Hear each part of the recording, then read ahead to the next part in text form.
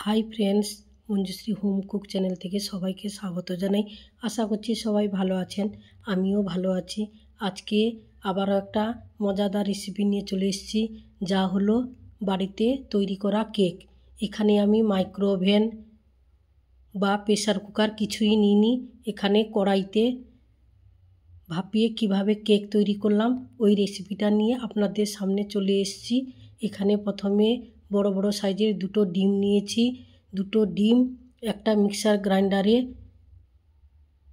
অল্প কিছু তেল নিয়ে ফিটিয়ে নিলাম। এইভাবে ব্যাটারটা তৈরি হয়েছে। তারপর আমি এখানে এড করলাম 1 চামচের মতো বেকিং পাউডার। তারপর ওই ব্যাটারে আমি এখানে এড করলাম ভ্যানিলা এসেন্স। ওটা দিয়েও আবারও আমি ব্যাটারটাকে ফেটাতে লাগলাম। ওই ব্যাটারের মধ্যে এখানে আমি 1/2 চামচের মতো বিট নুন দিলাম। তারপর আবারও আমি ভালো করে ব্যাটারটাকে ফেটাতে লাগলাম। তারপর দিলাম 1/2 চামচের মতো বেকিং সোডা। ওটাকে দিয়েও আবারও ফেটাতে লাগলাম। কেক তৈরি করতে হলে ভালো করে ফেটাতে হবে। তারপর এখানে আমি চিনিটা গুঁড়ো করে নিয়েছি।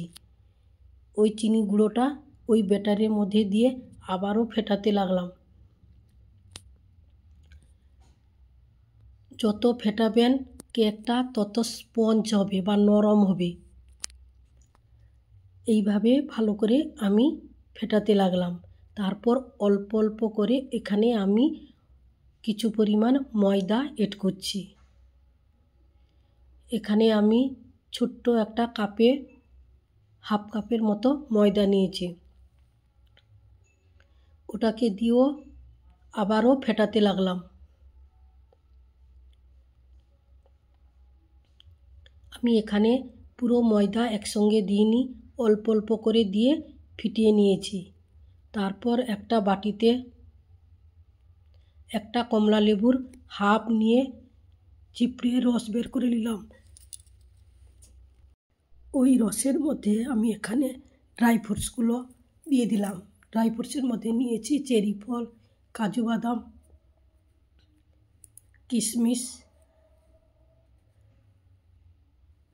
সমস্ত ড্রাই ফ্রুটসগুলো 10 মিনিটের মতো ওই কমলা লেবুর রসের মধ্যে আমি ডুবিয়ে নিলাম। এখানে আমি আমন্ডও কিছু পরিমাণ নিয়েছি। তারপর 10 মিনিট পর ওই ব্যাটারে আমি ড্রাই ফ্রুটসগুলো এইভাবে দিয়ে দিলাম।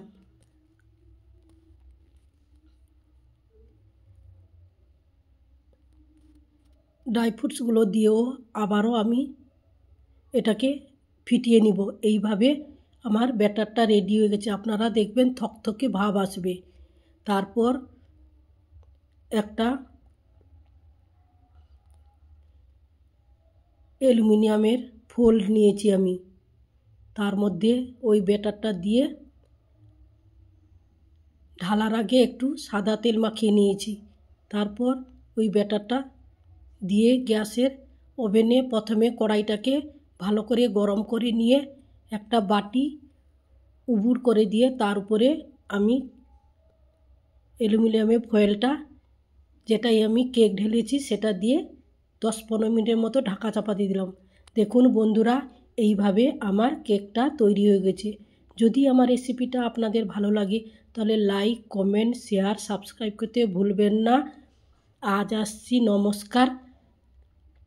আবারও রেসিপি নিয়ে চলে আসব। ততক্ষণে আপনারা সুস্থ থাকুন, ভালো থাকুন, সাবধানে থাকুন। এইভাবে দেখুন বন্ধুরা, আমার কেকটা পিস পিস করে আমি এখানে কেটে নিয়েছি।